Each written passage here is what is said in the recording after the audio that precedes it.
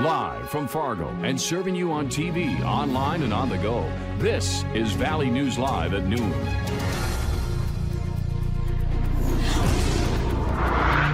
New at noon, one person is in jail for arson and second-degree murder after authorities found a body inside a home that went up in flames. Hi, everyone, and thank you for joining us. I'm Jordan Schreier.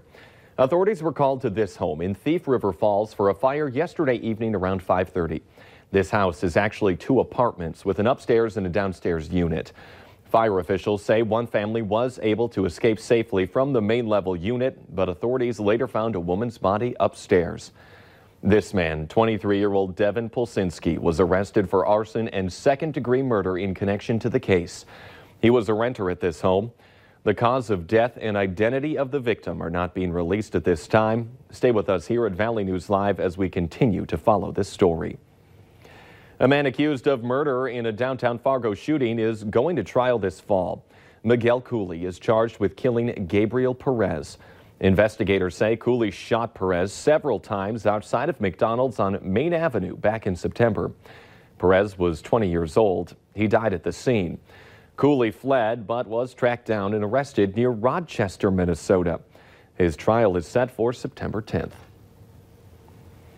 Another calm, moderate day here in the valley. To see what we can expect for the rest of our Thursday forecast, let's check in with meteorologist Justin Fanfarelli. And thank you, Jordan. Good afternoon, everybody. Yes, temperatures are cool for this time of year, and some areas have already reached their high temperature or will only add a couple of degrees to what we see now for a high. We're into the lower 30s in our northern counties and mid to upper 30s in the southern half of the viewing area. We have some cloud cover out there and a wind from the north at 10 to 20 miles per hour. Both of those factors will keep temperatures a lot cooler than they should be this time of year. We should be into the lower 40s. Mainly dry out there with the partly to mostly cloudy skies. But if you look into the northern valley, we are seeing some areas that are actually seeing a few passing snow showers, especially into the Grand Forks area. So we are mainly dry with partly cloudy to mostly cloudy skies, and temperatures actually could drop a few degrees going through the afternoon with that northerly wind. We'll tell you what to expect as we finish this work week and go through the weekend, and we'll have a look at the current flood alerts that's coming up later in the newscast. Thank you, Justin. It was 10 years ago today that the Red River at Fargo-Moorhead hit the record-setting 40.84 crest. And for reference, the river is at about 16 feet right now.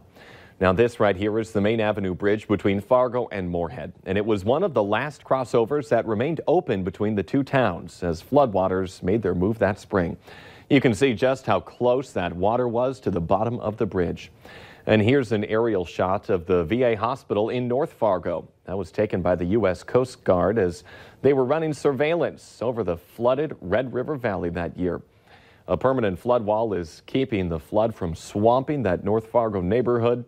Since then, many flood-related upgrades have been done in the city, but this year, cities in the metro expect they will still need many sandbags. We're following a developing story out of Wahpeton. One man is dead and another in jail in connection to a stabbing. Police are not releasing the name of the 37-year-old victim yet, but do say that he died from stab wounds at this apartment complex on Center Street. It happened Monday night. Police don't have a motive yet for the killing, but say it was intentional and the victim and suspect knew each other. The man in custody will be identified once he's formally charged.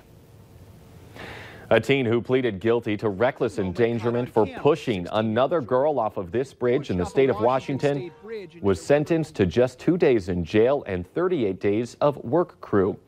The video that captured Taylor Smith pushing Jordan Holgerson off of a bridge back in August quickly went viral. That 52-foot plunge sent Holgerson to the hospital with broken ribs, a punctured lung, and several other injuries. The judge told 19-year-old Smith that she needed to serve some jail time and ruled that it should start immediately. She left the courtroom in handcuffs. President Trump weighed in this morning on what he called the outrageous Jussie Smollett case.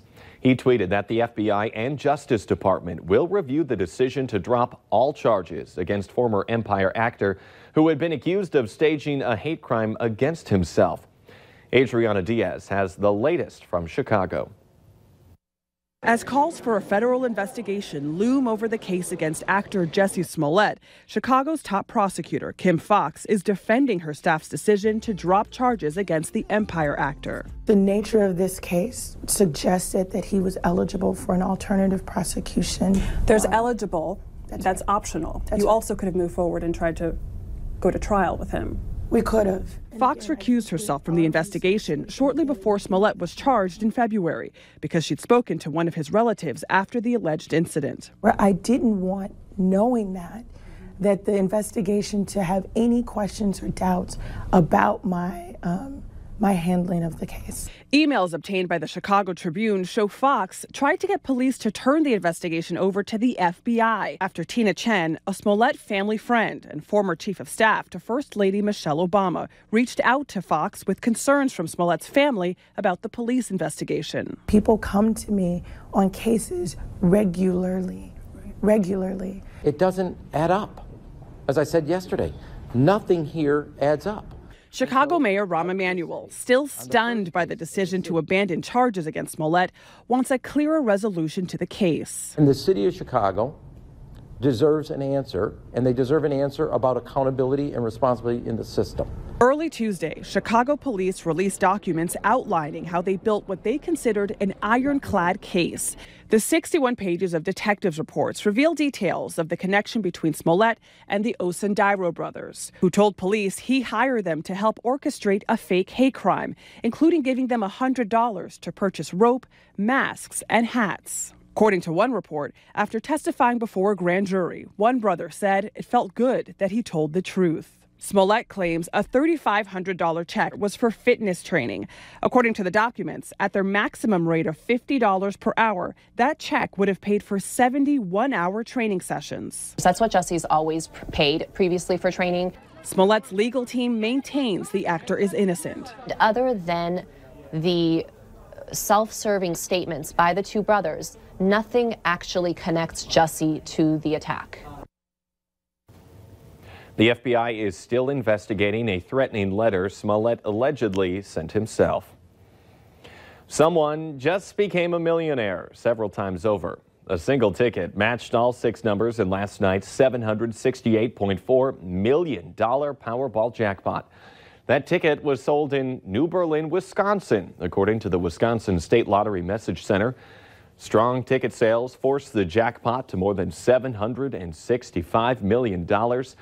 And that would give you a cash payout of $465.5 million if you took the lump sum. This is the 4th largest lottery prize in U.S. history and the biggest jackpot since last October's staggering $1.537 billion jackpot. Coming up here at noon.